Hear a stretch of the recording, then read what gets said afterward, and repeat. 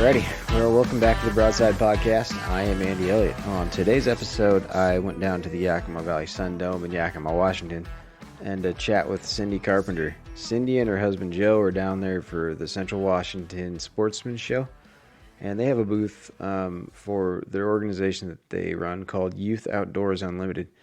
Youth Outdoors Unlimited is a Washington-based nonprofit, and they basically take youths diagnosed with life-threatening illnesses or physical disabilities on, at a no cost to them hunting and fishing trips. It's a pretty great thing that they're doing.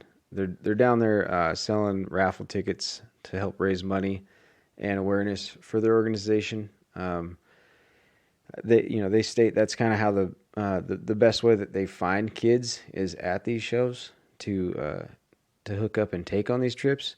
And I got to see firsthand how it worked. We were chatting, and a young kid came up to the booth with his parents in a wheelchair, and I got to kind of see firsthand as their eyes lit up as this kid saw the gear that they offer, like a track-powered wheelchair, and the different ways that they help these kids be successful as hunters. It was a great time, good conversation. You get a feeling for how passionate they are about helping these kids. So I hope you enjoy it. And if you're in the area, maybe you're going down to Yakima's Sportsman Show, swing by their booth, pick up a couple of raffle tickets. You might win a rifle, but you'll for sure help out with taking these kids on a trip. So hope you enjoy it. Thank you. All right, yeah, so I'll just, we can just start by having you introduce yourself. So everybody knows we're live here at the Yakima Sportsman Show, Central Washington Sportsman Show in Yakima at the Sun Dome. And I'm here with Cindy, so if you want to go ahead and introduce yourself. So my name is Cindy Carpenter, and I'm here with my husband Joe as well, with Youth Outdoors Unlimited. We're from the Moses Lake area, started Youth Outdoors in 2011, and we're at the shows primarily to look for kids, promote our events and fundraisers, and get volunteers, and do about 6 shows a year. So this is one of them. So what year did you guys start?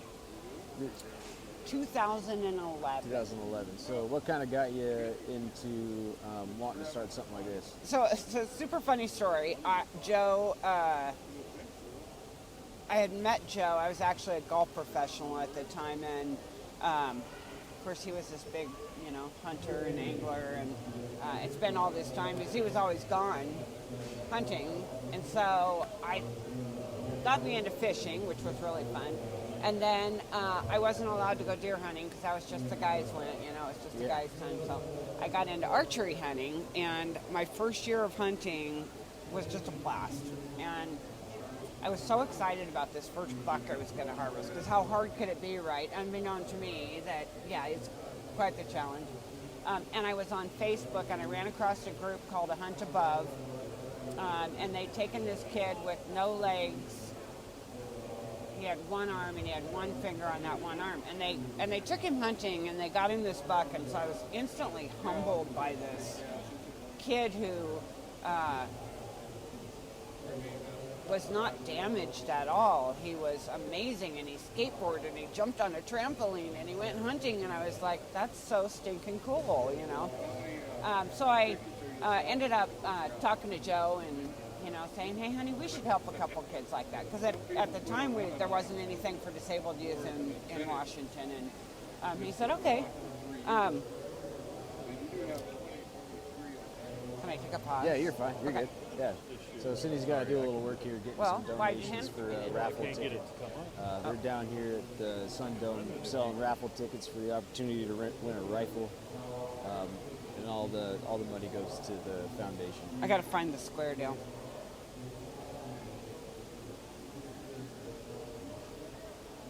Here you go. So anyway, I called the guy who ran the Hunt Above organization, and I asked him, what he had done to start his program, and he gave me a lot of really good advice, and told me what I had to do to start a 501c3, which I didn't know anything about. So what is that? Is that the... That gives us our federal tax exempt, not tax exempt, but tax deductible status. Yes. We're not a tax exempt organization as far as we pay taxes on all of our goods. Yeah. But we are completely tax deductible. So, anyway, I leaned on Mike a lot, and we went to town and got some volunteers together and found our first 3 kids, and it was such an incredible experience to help these kids, and then we were just hooked, after that. So, yeah, we went from 3 kids our first year to 6 that next year, and then 8, and then 14, and now we're doing 15 to 20 trips a year for kids. But the cool thing about it, which I always like to tell people about that kid, that sometimes you meet people just at the right time, and he's a motivational speaker with Tony Robbins right now. Oh, and wow. He's an older, he's 30 something, and but yeah, so proud to have a disability and be able to get past that. And so, as we look for children, it's the same thing. It's not what they can't do, but oh my gosh, the things that kid to do and we could help them go hunting. Yeah. It's really addictive. Yeah, that's it's a pretty rare opportunity for someone with some of those ailments to get to go hunting. So I was on your website and reading a little bit about like the mission statement and the vision. I don't know if you want to cover that and kind of maybe go over this, how it all works. How you find your kids, how they're chosen, I guess. If you want to explain how that works. Okay, so we are children with life-threatening illnesses and children with physical disabilities needing our adaptive equipment. It's the easiest way to say it. We get, autism is absolutely a disability, but it's not a physical disability needing our adaptive equipment. And we chose for the mission statement of kids with limb deficiencies, spinal injuries. Cerebral palsy is one that can be a minor physical disability to a pretty severe disability, and we can accommodate all of those. And then any kids with life-threatening illnesses, cancers obviously are one of them. And some of our kids are terminal, and those are the harder ones, just because you fall in love with all of them. But it's been amazing how we've seen an opportunity to get a kid who's been battling cancer for 2 years and to get him outdoors, and he gets his first elk, and he's like, I haven't felt this alive in 2 years. Yeah. And it's great. And we had a kid several years ago that had gone and had passed away, but it's such a great memory for those families, and that's the upside is that you're putting some bright in the dark, but that's not the funnest part of doing the hunting. Yeah, that could probably get pretty tough. Mm-hmm. So you mentioned your adaptive equipment is this kind of like all you guys have? You guys have a couple sets of this, or is what do we got here? What's this guy? So we have 2 of these, and did you look at this at all? No, I haven't. So this is run. So the camera system's in the scope, so that's actually pointed up to those racks up in there, and then it's run by a joystick, up, down, left, right. We took a girl from Yakima, from a big hunting family, and she'd been blind since she was 7 years old, and just with verbal commands, she was able to aim the gun and then push this button, which fires the trigger mechanism. Oh, wow. Or it can run off a sip and puff as well. Huh. That's pretty crazy. But, even your kids that have a pretty strong disability, but, they might be pretty confined to their chair, but a lot of them have the ability to operate a joystick or something. Yeah. We've had kids that, we put this and you can operate as a bike switch as well. Gotcha.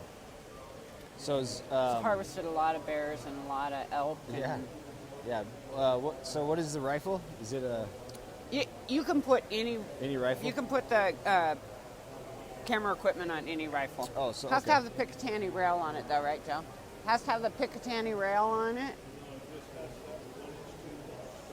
Oh, did you hear that? 1-inch tubes. Okay, so And this is all equipment from Be Adaptive. be adaptive. .com, and they have some great equipment. And this was actually, we've had this for 8 years, 7 years, and it was designed for a quadriplegic who could run the sip and puff, system. But we ended up taking it, and it actually comes with a plate that goes through your chair. But what we found was that every time the kid moved, or if the kid was excited, the gun and the camera would move as well. So Joe took it and put it on a welding stand. Yeah. So it's completely independent, and it's a little bit cumbersome to haul around, but Yeah, it looks a little heavy. you got to be hunting out of a blind situation. Yeah, I see you guys have some videos going on in the background. So these are at BEAD. Be adaptive. Be adaptive. Yeah. BEADAPTIVE.com. It's back east. I want to say Wisconsin, or I don't know. Whenever we have to get new camera stuff for it, But they have fishing stuff and. Yeah, I know that people listening aren't going to be able to see this, but before I leave, I'll get some pictures if you don't mind and post them. That's pretty cool stuff. So does that operate with the wheelchair? It could. It could. The chair was donated to us by Itron Corporation in Spokane, 13 years ago, and we use it to get the kids that don't have the mobility to and from the blind. Gotcha. Depending on what the kid's disability is, if they're confined to a chair, their best chance of harvesting is going to be out of a blind. Yeah. Right? Yeah. But we have wooden blinds set up on landowners' property that we've been hunting there for 10 years, and one guy's got curtains and a bed, Yeah. So they're pretty plush. But we might use that to get them to and from the blind area. It's great for kids that have never been able to be on the beach. Gotcha. We don't really hunt out of it. So is it actiontrackingchair.com? Yep, actiontrackchair.com. They've got a lot of new ones. Track This Chair. is kind of their older ones. Some of their newer ones are quite a bit narrower. This one's great for out in the woods because it's super safe. It'll go upstairs and everything. Oh, wow. Because it tilts forward and back, depending on whether you're going uphill or downhill. That's pretty sweet. So for those listening, it's a wheelchair with a track system. They've seen them. A lot of the vets are. Yeah. Yep. I've seen. Yeah, definitely. Yeah, that's pretty cool. So. What's this one back there? So this one is.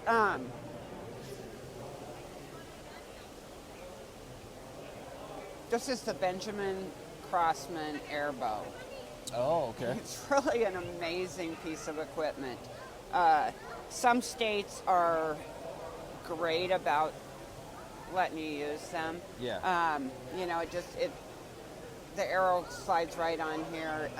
It's run by compressed air. Okay. So you can fill it with 3,000 pounds of air pressure, but it'll shoot an arrow at 450 feet per second. Oh, that's neat. So you've got a longer distance, and the accuracy is great, right? Yeah. And especially for us, for a youth with a disability, a crossbow was a great alternative back then, but it's not very conducive to a cocking mechanism when you're in a chair. Yeah. Yep. But we're working on the ability to use this. Joe, can you use this during the rifle season? If you're not disabled, I believe you can use it. Oh, okay. Yeah, so lesser weapon law. Yeah. Gotcha. So You can't use it during archery season. Yeah. Okay. You can use a crossbow, you can use muzzle loader during rifle. Yeah. Typical compound bow, Yep. Yeah. whatever you want. Gotcha. But Yeah. it does require, at least in the state of Washington, and I don't know what Oregon's laws are for that, it does require a special permit with an upper body, pretty severe upper body disability. Um, it's a really awesome piece of equipment.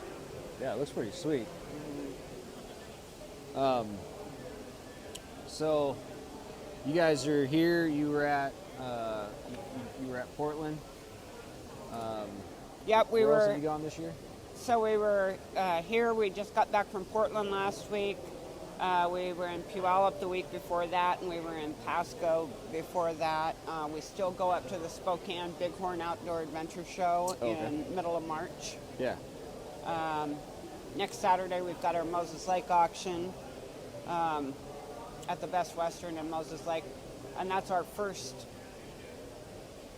I mean, for several years, that Moses Lake was the only fundraising we ever did. It's a really fun auction. It is sold out, which is really exciting. It's been sold out for a few weeks now. And then after that, we'll have an auction in the Lewiston-Clarkston area. We have several kids from Lewiston we've been taking, so we started a fundraiser there. A couple weeks after that, after the Bighorn Show, we're going to be in Spokane. We've got an auction in Spokane. We have a lot of kids from Spokane. Probably half our children come from Sacred Heart in Spokane. Okay. So we're going to try to attempt to go up there and fundraise again. We held a fundraiser in Spokane for like 3 years, and just it was tough. It was before COVID, and everybody was fundraising, for something, and we were just kind of not in the. We were hunting and fishing with kids, and the hunting part with kids wasn't going over super well with a lot of people in Spokane. So we backed off for a couple years, but we're going to go back and try it again, I think, given the fact that, there's so many of our families that are from there.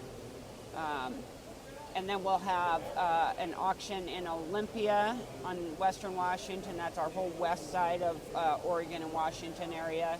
And then our last auction of the year is in Tri-Cities at Pasco Red Line. We'll do a sporting clay shoot. We've got our raffle.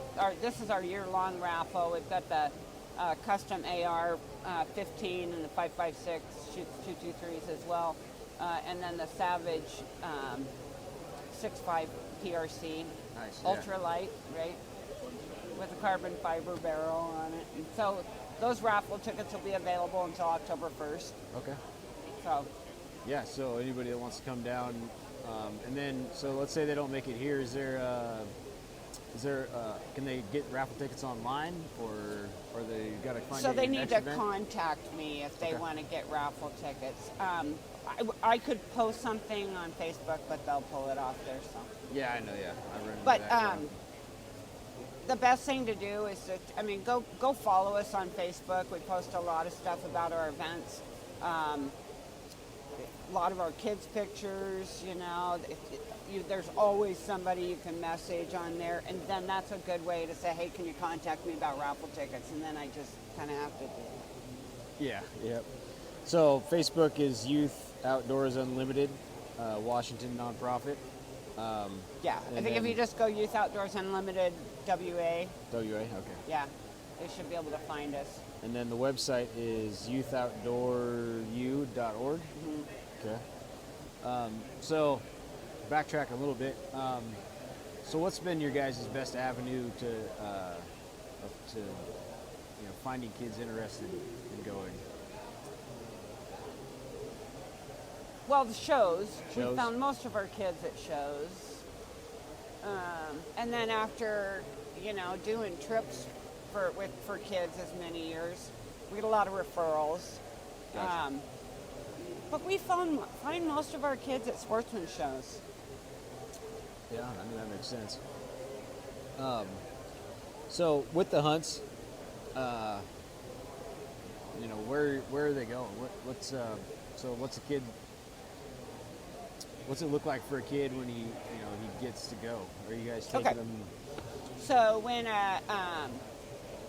when we find a kid that's a good fit for us, and we run off of a referral program, we didn't want just kids sending in applications and then getting denied, right? Yeah. So by the time I get an application in somebody's hand, it's a formality. It's an informational sheet for me. So I get a referral, whether it be by word of mouth or somebody sends one in. I contact the families. I make sure they're a good fit, that they're a physical disability, and not an intellectual disability. If it's a trip, is it one we need to expedite? This Gotcha. kid, Yeah. because we've had them where, this kid's got 2 months. Okay, we can make that happen too. Do they want to hunt or fish? We always try to push kids towards hunting. Anybody can take a kid fishing. We have Yeah. some great fishing trips, I'll tell you though. Yeah. We have some great fishing guides. We run off of guide services and licensed guide services because they know the waters, they're insured, all that kind of stuff. But teaching the ways that these kids can hunt when they thought they never could that's really our passion. So then if we figure out that they want to go hunting, they get to choose what kind of hunt they go on. Joe and I will meet the kids and look at their physical limitations, and that way Joe can make a determination on what type of hunts are available for them. We have one high fence elk hunt for more disabled or terminally ill kids. But for a normal elk hunt, it requires some amount of mobility. Yeah. So that's where we might turn around and go, hey, you know what? We have for kids that are confined to wheelchairs, we've got bear hunts, we've got, deer hunts, we've, not to say that we can't do an elk hunt, but it's a little bit, a little tougher. Yeah, it is a little bit tougher. And you can bait bear and deer. Yeah. Right? Yeah. We can bait bear because we hunt in the Quinault with a guide service. Gotcha. Okay. So, that was my next question. yeah. It's kind of where. Yeah. So then we just kind of place the kids wherever they're making them happy. The whole family gets to go. Joe and I are both hunter ed instructors, and we have a big group of our volunteers that are hunter ed instructors, and so we get the kids through the hunter education process and get them certified. Every kid gets outfitted, and these are the reasons that we raise funds, because the trips are 100% free to the families, right? Yeah. So if they're going to go on a deer hunt, they're going to come into camp on Friday, they're going to hunt Saturday, Sunday, Monday, and then leave on Tuesday, typically, unless they harvest early. Yeah. But all of that food, all those accommodations, all outfitters' tents is all put up and provided by Youth Outdoors. So, and it might be 12 people in camp for one kid and their family, Yeah. which is kind of cool. Yeah. That's so I totally blanked what I was going to ask when you were talking about that. Is all of the hunts there, or do you guys do them in other areas? And how has that been like? Working with the outfitters, you guys pretty got a seamless relationship going, where it all kind of just. So we have black bear hunts up in British Columbia that we work with a guide service. That is the youth and one guardian, just because of the accommodations up there. It's a day-and-a-half drive to our guide service up in Prince George. It is hunting the logging roads because the bears are just coming out hibernation. It's totally different than hunting here. Yeah. And we stay right in the basement of their house, and then it's 2 days travel back. So that's a longer trip. It's a more expensive trip for us. But we've been working with this same guide service that's been donating these hunts with us, and it's Bow Run River Guiding. Yeah. Scott and Lynn Pichette. They've become very good friends of ours. We've been working with them for 10 years, so longer than that, I think. 10 years. Yeah, 10 years. But it takes a unique kid, takes a kid, you got to be able to get over the Canadian border, so, you know. Yeah. Not that that's usually an issue with the kids, so. That one, our bear hunts in the Quinault, we do work with a guide service there because you have to work through a guide service on the Quinault, but he doesn't guide the hunt. He just sets the blind, baits the bears. We go in, we do our job. We come out every day. He drops you off, picks you up, and we work with Tandy Charlie, and he's been there for a long time. Been working with Tandy for 10 years as well. Yeah. So what's the name of that guide service, or is it just? Tandy Charlie. There's. Gotcha. Probably. He's the Quinault preacher. Oh, okay. Awesome. You just call the Quinault Indian Reservation and say, hey, can I talk to Tandy Charlie? And they go, oh yeah, I'll get Tandy. We also guide steel. Steelhead Yeah. guide too. Okay. Yeah, he's great. And then our deer hunts are all on private lands. We choose to not hunt public property because we don't have to. Yeah. And we can make sure that nobody's hunting that area while there's a youth there for safety reasons and for higher percentages of harvesting. And so during the deer hunting season, we might have 4 kids hunting in 4 different towns with 4 different groups of volunteers. So we'll have one in Bridgeport and one in Colfax and one in Elk, Washington and one in Wilson Creek. And then, you got all those camps to set up. And it's always the challenge when Joe and I are buying groceries for every camp because every kid wants different food, you Yeah. know. So you got to go, okay, this kid gets this, this, and this. But yeah, and then if the kid harvests, which most kids do, just because they're in high percentage areas, all the meat's processed for the families and delivered to them for free. And then every kid gets free taxidermy donated by our taxidermists that work with us. Gotcha. Yeah. So before we hit record, we were talking, and that's part of the auction, or is that at the banquet that they Correct. receive those? Yeah, that's what makes the program portion of our auction is so great, and we are so excited to let this kid come up in front of the room, share what that trip meant to them, and share the funny stories and the experiences they have, and then to see them get their mounts for the first time, you know. And so at least when you walk away from a youth outdoors auction, you go, I know where my money went, Yeah. right? Yeah. That's It pretty helped awesome. Aiden, and it helped Brooke, and it helped, we got a couple kids, with 3 kids in Spokane that'll be getting their mounts. And so, yeah, the program portion rocks, and it's nothing we do. It's you put the kids up there and you let them tell their stories, and, Yeah. Yeah. So you guys probably have a pretty good group of like volunteers. If someone was interested in helping out, what are some of the things you guys might have someone do? So, we'd like to have people get involved and help at fundraisers, help at shows, let us spend some time with you, see where you're a good fit, We have had volunteers that were great with the kids, but really not that great at fundraising, and we've had people that are great fundraising and not really great with the kids, and and you have different personalities, and that's where Joe spends his time going, Andy should go to this kid's. Andy and this kid would hit it off. Gotcha. That's the best place for him. And so it's kind of a juggling act to look at family personalities and Yeah, and how to put it all together. yeah, but just like we wouldn't invite somebody on your family vacation if we didn't know them. Yeah.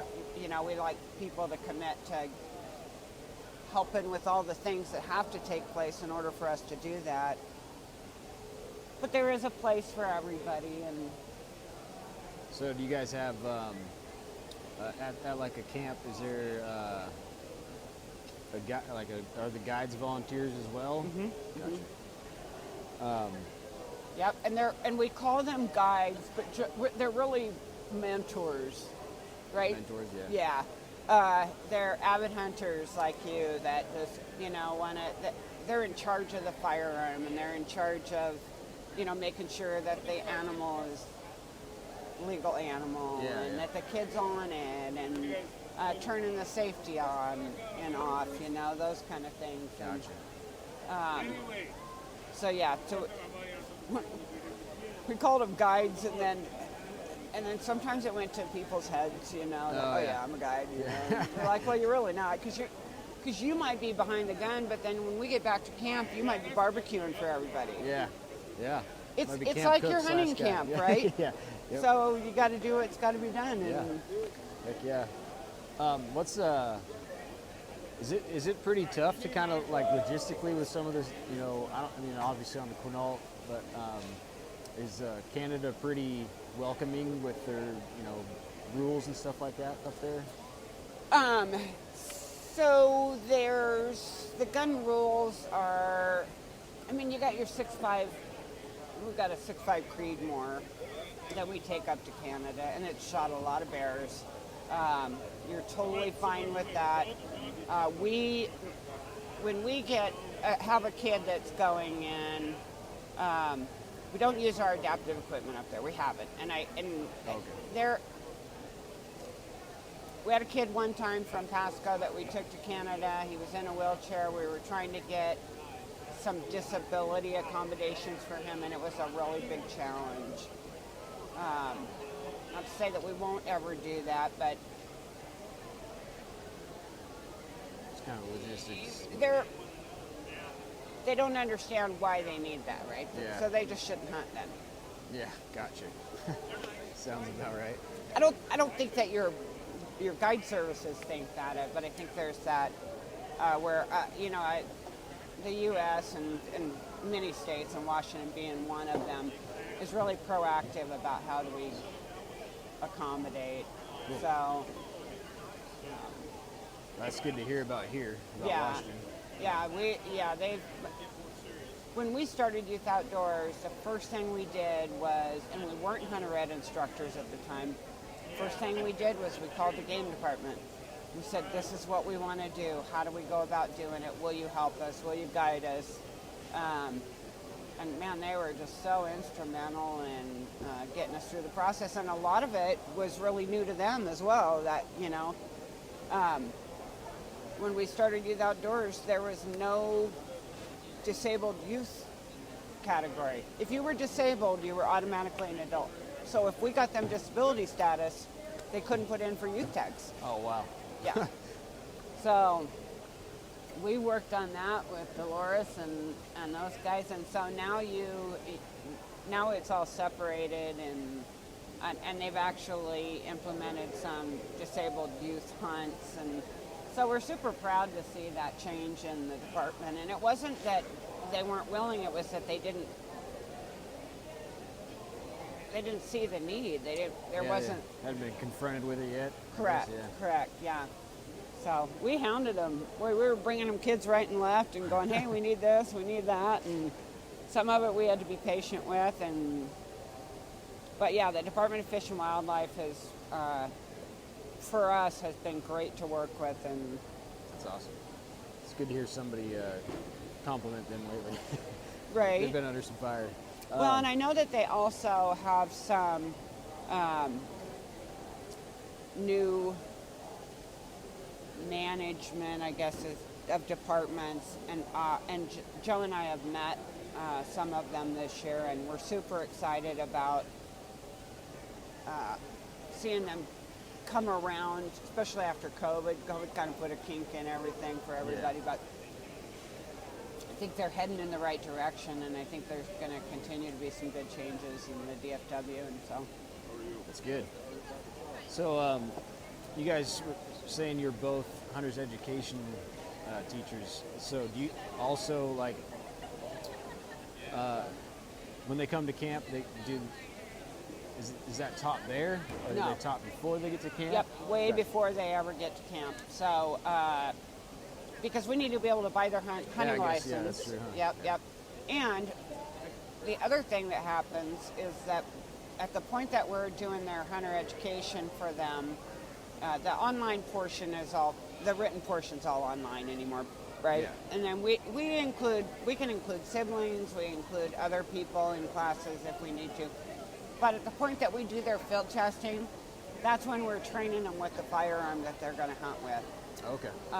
So Joe can see what their limitations are, and you know, if that gun's not going to be a good fit for him, you know, Joe will bring 3 or 4 rifles and go, okay, well, you need to use stock, or right? Anything you want to add to that?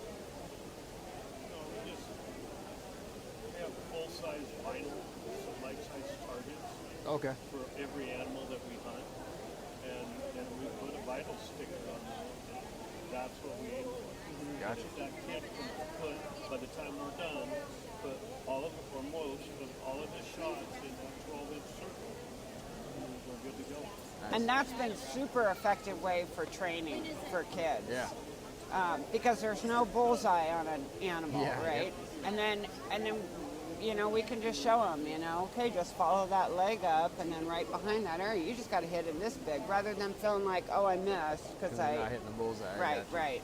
Yeah. So we have bear targets, we have deer targets, we have elk targets, we have an antelope target, which we've only done one antelope hunt, but it was in Casper, Wyoming. That was a fun trip, Oh wow. fun road trip. Yeah. So do you guys also, maybe it's a kid that is just looking for hunter's ed? Is that something you offered alone, like, or is it mainly just kids? They would be. It would be more efficient for the families to call their regional director for hunter ed in their area, Okay. and ask them when the next field testing class is. Perfect. If we were going to be shooting with someone, then we would be more than happy to include them, but we don't really have time to teach a whole bunch of Yeah. classes. Makes sense. I'm just saying, like, you know, we have a disabled youth that's going to go on a hunt with us. We got to get their hunter education done. If brother wants to do his as well, that's easy for us. And you know, we have. It's probably going to be more of a connection with the kid that's going to be going on the Yeah. trip. But Yeah.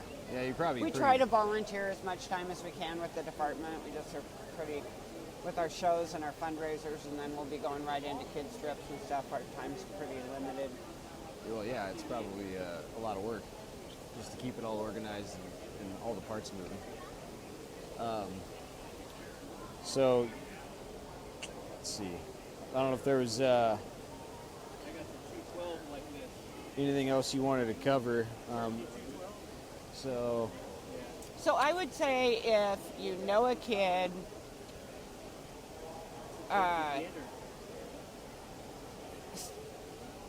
so our kids are the kids that, obviously a kid with a life-threatening illness, but you got a kid in a chair at school, but they're really the same as every other kid. They just get around different. Those are youth outdoors kids. gotcha. Okay.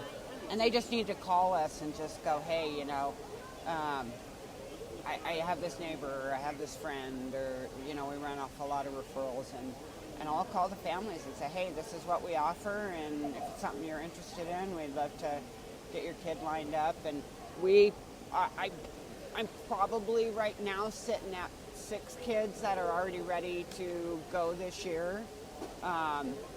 We have room for another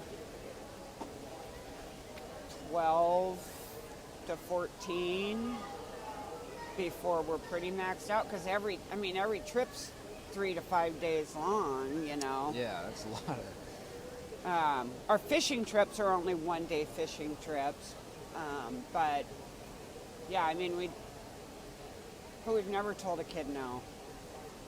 And it might be a deal where we have a kid who's pretty medically fragile and that kid's got to go this year. And so then we might turn around and take a kid that's more medically stable and say, hey, could we push your trip out for next year?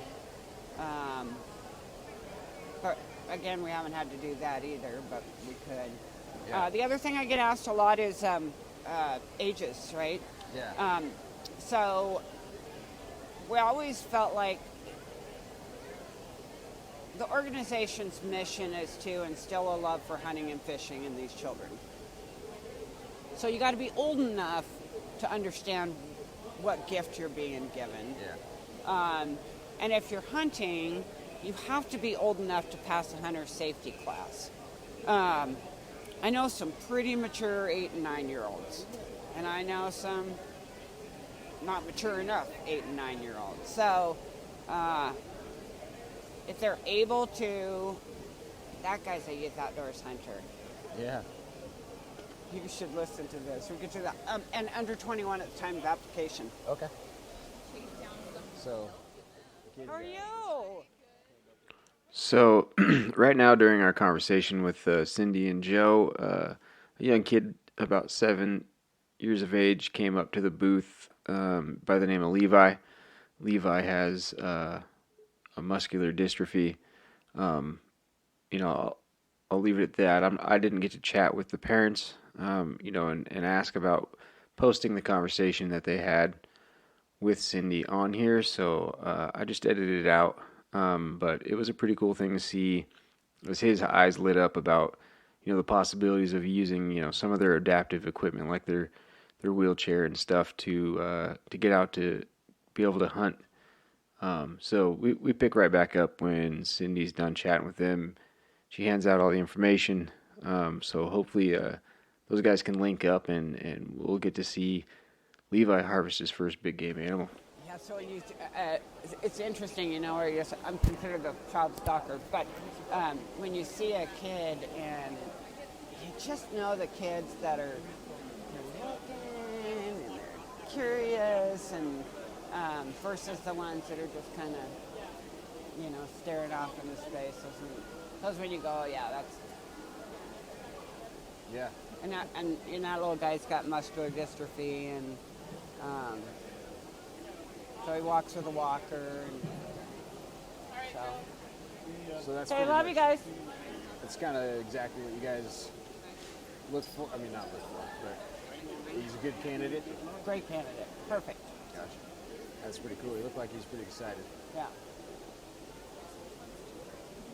So and his big brother's a hunter, and he shot his first elk this year. So. Nice. Yeah. Right on. Yeah, I mean, I don't know of a better way to really wrap things up. That was pretty cool to see that happen. If there's anything else you want to get out there, and I can put on there, and I'll probably send you another email. Try to get some.